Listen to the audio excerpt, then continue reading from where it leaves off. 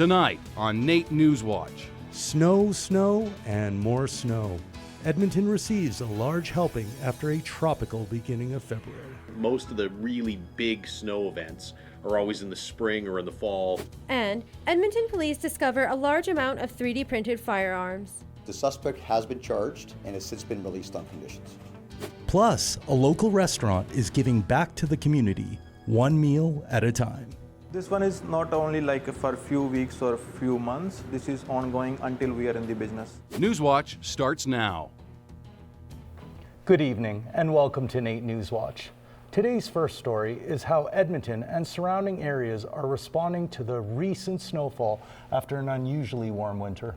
That's right, Nick. Students at NAIT returning from reading week were greeted with frigid temperatures and a thick blanket of snow. Our Miriam Hassan brings us more. Thanks, guys. Well, many people this week had to pull out their shovels or snow blowers after the Edmonton area got hit with a huge blast of snow. In less than 24 hours, the area received more snow than it has seen all winter. A snowfall advisory was issued for central Alberta over the weekend. The advisory was lifted on Monday after the area received 20 to 30 centimeters of snow. The poor road conditions left many, including students, struggling as they tried to commute to school. For many students, it was the challenge of transportation. You know, public transit, getting their own vehicles. The roads were a mess. I'm sure transit was delayed. Roads were just super not good. So I kind of just made that executive decision because of all those factors that I wasn't going to be there. There was no way I was even going to be able to get out of it. It was completely packed with snow. My aunt had to try and drop off my cousin for my mom to drive to school, and she ended up getting stuck. So my mom kind of made the decision for me. She's like, you're not going in. You're not making that risk. Snow clearing has been the top priority as parking bans have been put into effect in Edmonton and surrounding areas. Places like the city of Leduc are currently focusing on removing snow on residential roads. Yesterday was our residential collector. So if you can think about a residential collector as being, you've got a neighborhood, within that neighborhood you have your main arteries of that neighborhood. That's what is considered a collector road. And we're currently clearing those. It takes us in the city of Leduc, working 10 to 12 hour shifts, it takes us about 7 to 8 days. While snow removal will continue into the weekend, more snow is expected to fall. However, after a warm, dry winter, how does central Alberta go from clear skies to flurries in the blink of an eye? You'll notice that most of the really big snow events are always in the spring or in the fall, where you've got this big difference in air temperature. And so because it was so warm leading up to that, there was all this moisture built up in the air, and then the cold Arctic air mass slammed in and squeezed all of that out. And, well, you saw the result. Well, as Josh said, we definitely did see the results of all that snow, and it appears we may get a little more this weekend. But our weather reporter Stephen Leong will share more on that later. Miriam, you mentioned that parking bans are in place right now, but which phase of the parking ban are we currently in, and how long do they typically last for? Well, in the city of Edmonton, we are currently in a phase 1 parking ban, which will end Saturday morning. This means that vehicles need to be removed from major roads and bus routes, and it will take about 5 days to clear those roads. Then when they move to residential areas, it will be about 10 days overall. Miriam, what about collisions? The road conditions changed fairly quickly over the weekend, so there must have been more than a few accidents and service calls to AMA? Yes, Fiona, there were quite a few collisions this week. On Monday, there were 426 reported collisions, and Tuesday, 373. In terms of service calls, AMA said that they received about 2 times the normal amount for Sunday evening and Monday, but that battery boosts were below normal for this time of year. Thanks, Miriam. That's our Miriam Hassan reporting live from our news center tonight. You're watching NAIT NewsWatch, the next generation of news. An Edmonton man is facing 43 firearm charges, including 3D printed guns. City police arrested Roy Evan Tucker after finding parts from a Quebec supplier to manufacture guns, suggesting the intent to traffic the firearms on the street. The search warrants result in the second largest seizure of 3D firearms in Western Canada. Some of the weapons seized included a 3D printer with firearm blueprints, privately manufactured handguns, a large supply of ammunition, and 2 semi-automatic rifles believed to have been imported from the United States.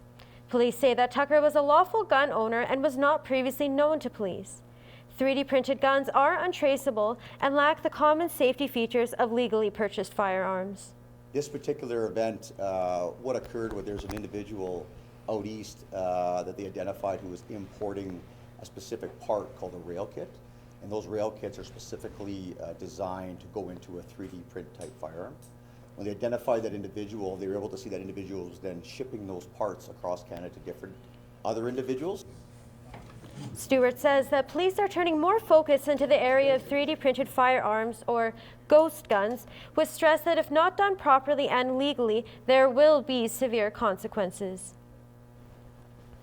Edmonton is home to the oldest mosque in Canada, a place of worship that has been closed until recently due to renovations meant to expand the building for more capacity.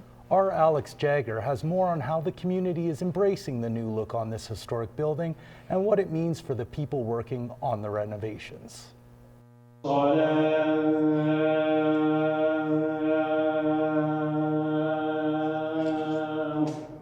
The Al Rashid Mosque has reopened their doors after recent renovations, adding more space to the historic mosque. While the original building was made in 1938, closer to the Royal Alexandria Hospital, today the original building has been moved to Fort Edmonton Park, and a larger mosque was built and opened its doors back in 1982. Keeping the heritage was a challenge for Almer Asif, the architect working with the mosque to renovate the space. I mean, the community engagement part is wonderful. You know, it has its challenges. There's lots of opinions and you try to rifle through that. But architecturally, just being able to preserve this facade, which was near and dear to the community.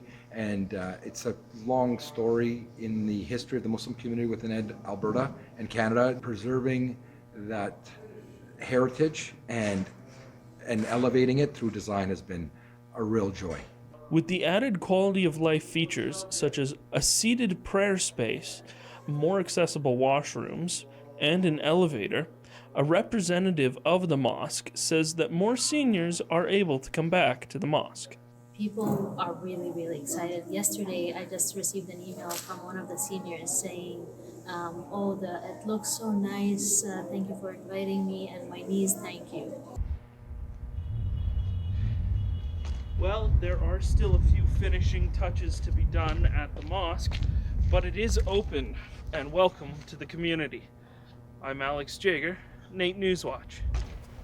NAIT hosted its annual Science and Technology Program Preview for prospective students to get an in-depth look at the school's programs.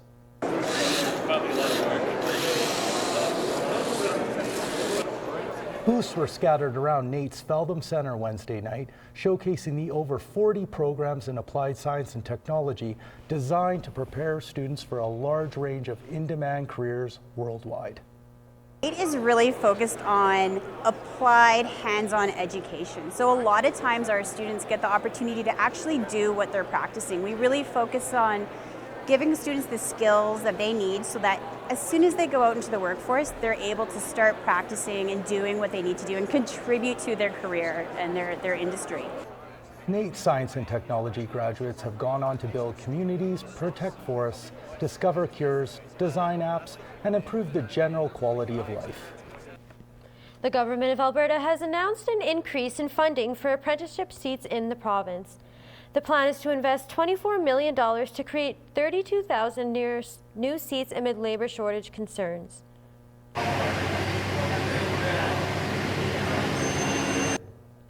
The announcement made last Friday from Minister of Advanced Education Rajan Sawhney will impact 11 post-secondary institutions, including NAIT in Edmonton and SAIT in Calgary.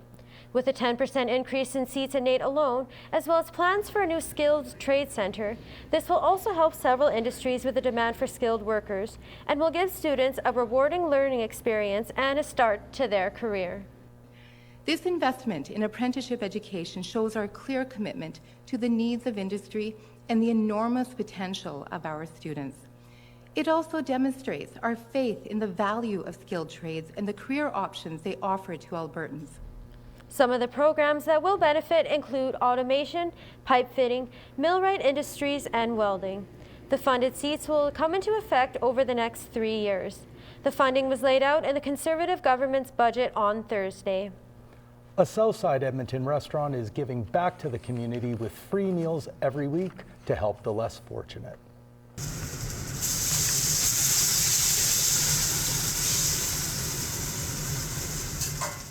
Along Ewing Trail lies Pizza Talks, a family-run hole-in-the-wall restaurant.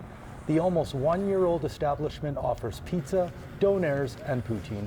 The family has decided to give back to their customers during tough times by offering 10 free meals per week to those in need. So we started with 10 meals a week, and now it's getting bigger and bigger because lots of people are joining with us with this initiative, and we are reaching out to more and more community people who are in needs. So that's our focus right now. Ever since Pizza Talks began donating food in November, families in need have received over 140 meals to date. Coming up after the break, we want to know if you stayed home instead of going to school during that big snowfall that started the week. And indoor soccer brought tons of emotion on the pitch. Hey guys, it's Tristan, the sports host for this week. And right now I'm in the NAIT Arena.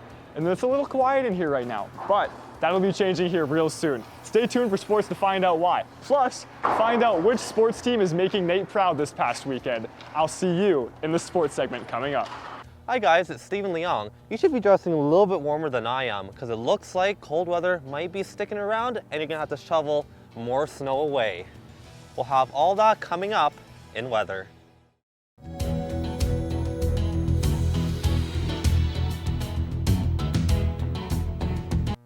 Well, quite the snow dumping we had recently, as Marion touched on.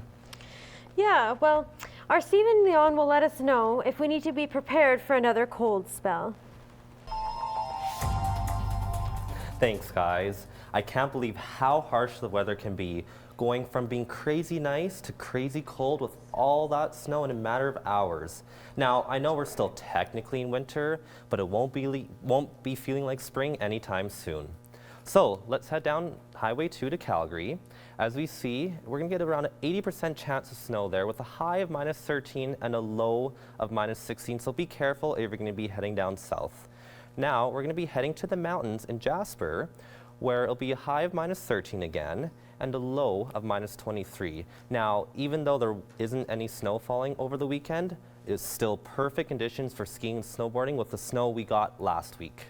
Now, we're gonna head up north to Fort McMurray, where we have a high of -17 and a low of -27. So a little bit colder near the north of Alberta.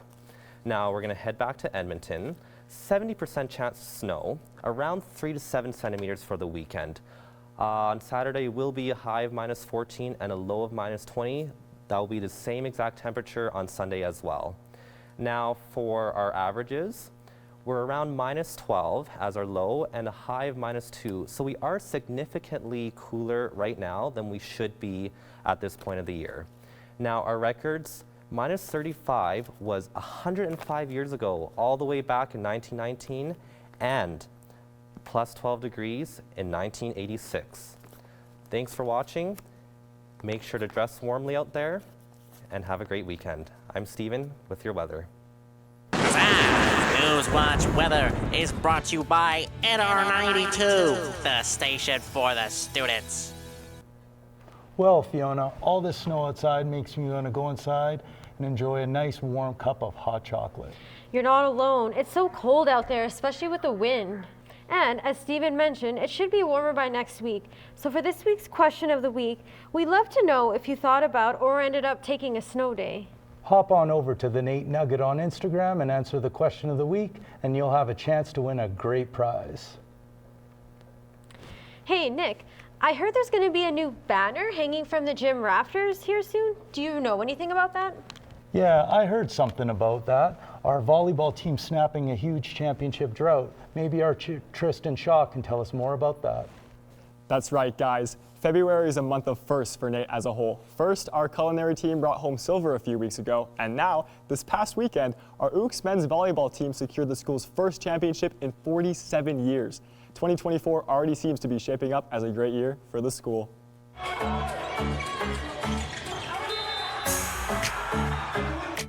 Coach Dixon and his team have solidified their spot in the NAIT history books and on our gym walls. The men's volleyball team officially put an end to the school's 47-year championship drought after beating Medicine Hat in the final.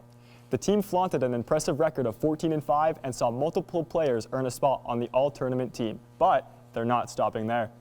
Hey guys, we're only halfway there. We said before we started playoffs, it's like eating an elephant. How do you eat an elephant? One bite at a time. So we're kind of just chewing through this, lots of eating, lots of biting. But we're only halfway there. We've got another 3 matches to win next week in Camosun and Victoria. So. It's honestly hard to describe. It's just something a few of the guys have been working on for 6 years to achieve, and we finally got it. But I think we're a little greedy, and we want the national title. But yeah, it was really cool. It was awesome. The team looks to further prove themselves as they head into nationals in the upcoming week.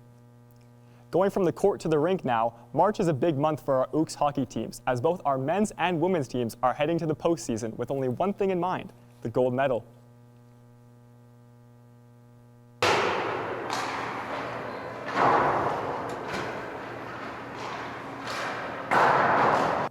The teams have been going hard with practices this week to ensure they're 100% ready to hit the ground running tonight. The men's team boasts a 14-10 record and sits third in the league, while the women's team, also third in their respective league, is rocking a record of 17-8. The women's team was held to silver last season and is hungry to win it all this year round, while the men's team looks to use their offensive production of 4 goals per game to edge out the competition. The coaches are confident that their respective teams have what it takes to shine this postseason. You know, I mean, I think we have the group to do it. They're definitely battle tested, and they're really a resilient group. They're going through the previous 2 years' experiences, like you said, Tristan. So hopefully we're peaking at the right time and ready to go on Friday night. Because for me, and I imagine teams are really keying in on some of our top guys, but I think we're tough to play against because we got a lot of guys that can put the puck in the net. So. Both teams kick off their postseason tonight at 7 p.m., with the women's team facing off against Red Deer and the men's team hosting Concordia here at NAIT. Check out the team's schedules to see when they face off at our own barn and go show your support this postseason. Post-secondary students aren't the only ones facing playoff season. The top high schoolers in 3 divisions took to the pitch on Thursday for a good old game of indoor footy. Tensions were high as the Metro Athletics Division I indoor soccer playoffs ended in a clean 5-0 sweep for the Jasper Place Rebels. We scored the first goal, and we were the better team the whole entire time, and then we just scored 5 goals, and then it was a great game for us. It was a great game for us. The Rebels came runner-up to Strathcona High in last year's championship, and this win over the Ross Shepherd Thunderbirds marks their first victory since the pandemic. JP's 5-0 shootout wasn't the only one of the night. St. Albert was also beaten by J. Percy Page at a score of 3-0, and in an overtime shootout, Maurice LaValle was able to get a 7-6 win over McNally.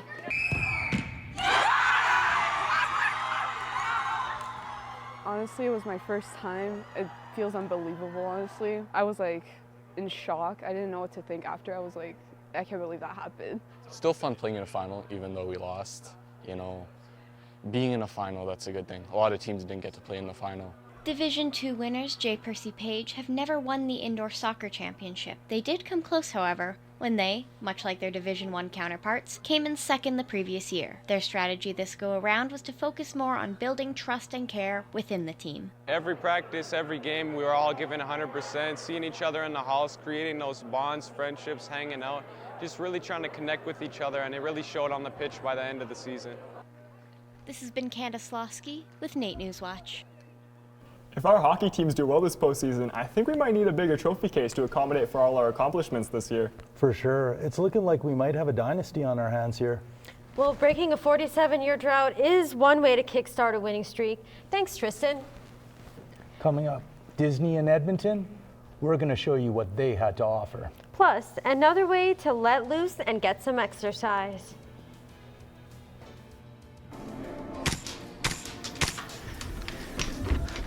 Coming up in entertainment, we look at a play involving three sisters and mental illness, a whole new world of Disney and Pixar, and we commemorate the 2-year anniversary since the Ukrainian war. All that and more coming up. NAIT NewsWatch 2024 Team Apparel brought to you by Crictex Industries, Alcohol Promotions, and Vienna Bakery. Welcome back to NAIT NewsWatch. Fiona, I can't wait to go to the gym later, but sometimes I wonder, is there something else I could do for exercise? Well, Nick, lucky for you and our viewers at home, our Try This reporter, Harold Abwan, found a place that might be just what you need for that thrill.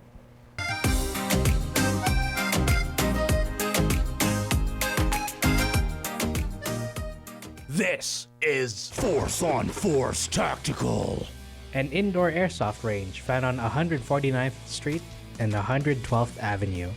Here, people come to gear up, get together, and get to shooting. People mainly use airsoft guns here, but you can run around with a melee weapon if you want, as long as it's not too dangerous. So go ahead, sneak around and poke people with a banana. It'll count.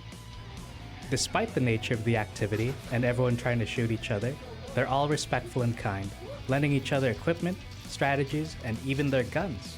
Heck, someone was kind enough to lend me a gun with tracer rounds that appear on camera.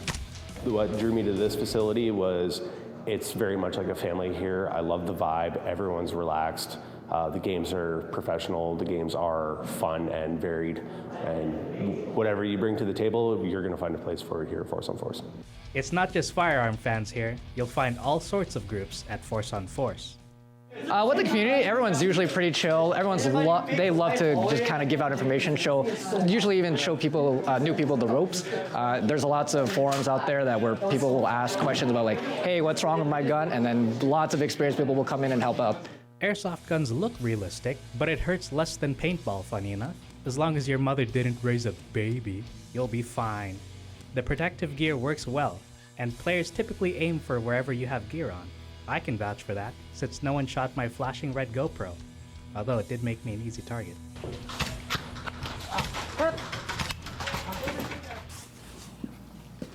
Well, I'm going to be sore next morning, but that was fun.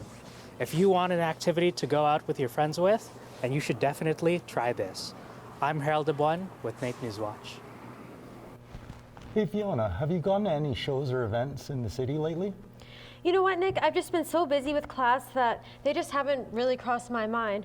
Hopefully, our Kayla Patterson has some events for us to take a look at over the weekend.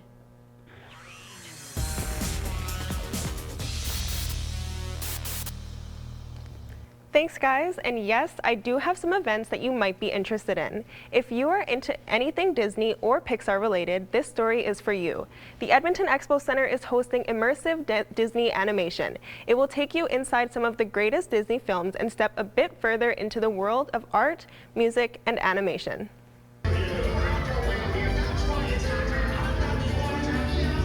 Lights, camera, animation.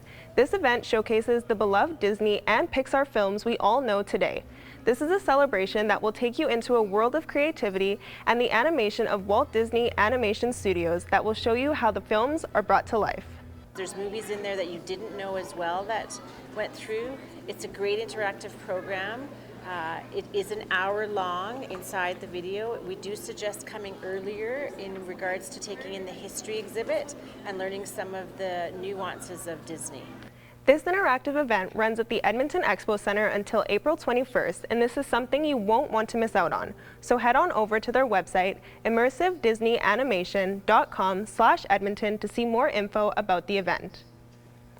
The war on Ukraine is still ongoing, and the Alberta Council for the Ukrainian Arts is hosting a new online photo gallery, Moments from the Battleground. As a grim reminder, the collection of war photography conveys a first-hand look at the human experience and transformation of the Ukrainian landscape over 2 years. Our Roxanne Harnack is on the scene. Soldiers carrying crosses, civilians fleeing their own country, and war-torn landscapes. Tomorrow marks the second anniversary of the start of the war on Ukraine. and Alberta Council for the Ukrainian Arts members are packing into this building to take a look at the new exhibit. Paul Swanson, the gallery curator, aims to bring an understanding of the horrors of the conflict to the Edmonton community. Visibility is such an important and key role in understanding, and I think being able to showcase physical or online images helps further dialogue in terms of conflict. Taken by Maxim Dondyuk, the photos shown in Moments from the Battleground showcase the destruction and human toll of the conflict. So a lot of these photos come from places that I've actually lived in. So I went to school in Kharkiv. I was there for 2 years. So there's some places that are very familiar. So, I mean, it really hits a nerve. There is one picture that really was very, very painful to look at because it's a woman over a dead body of her. I would say it looks like her husband, and yeah, I cried immediately. But what is it about Edmonton that attracts such a large Ukrainian population? We have, I believe it's over 130 years of Ukrainian immigration. So like everyone kind of in Ukraine knows someone from Canada, specifically in Alberta. The gallery can be accessed online on the ACOA website, but be warned, some photos aren't for the faint of heart. This is Roxanne Harnack. Skirts of Fire is on at the Gateway Theatre and is hosting Mermaid Legs. This play is about 3 sisters who are struggling when one of the sisters suddenly takes off. Whoosh, twisting shapes, whoosh, streams of color, whoosh. Mermaid Legs is a theater dance fantasia about the bonds of sisterhood and the stigma around mental illness. This play is meant to make the audience feel something through music and dance. It's a play about 3 sisters who are very close but who are struggling to find their way and navigate a brand new journey for them through mental illness. One of the sisters is struggling, and they're figuring it out as they go along. And it's a bit of a mystery because she disappears and they have to find her. Mermaid Legs runs at the Gateway Theatre until March 10th, and mental health resources will be available at the theatre to help those who feel impacted by the play. If this week's stories didn't relate with you, don't worry, because I have 2 more events that are taking place around the city this week and next week for those interested in culture and film. The Indigenous Peoples Experience at Fort Edmonton Park is here to gather and explore life through the diversity of First Nations and Métis people, with conversations surrounding culture, experience, and perspective. And the Edmonton International Film Festival will be showcasing 3 genres of short film: documentary, animation, and live-action films. These shorts will be displayed at the Metro Cinema from March 3rd through to the 6th. So guys, we have some pretty diverse stories out this week. Out of the 3, which one are you planning on going to? Well, I've seen a few ads for that immersive Disney event, so I'm thinking if I have the time, I'm going to check that one out. How about you, Nick? Yeah, that one seems like fun. I think I may head down to the Battleground Gallery and see what they're displaying there. Thanks, Kayla. Well, Fiona, what a show we had this week. That's right. I can't wait to see what stories are going to be covered next week. Thanks for joining us from our studios at NAIT. Enjoy your weekend, and see you guys with a brand new installment of NewsWatch next Friday.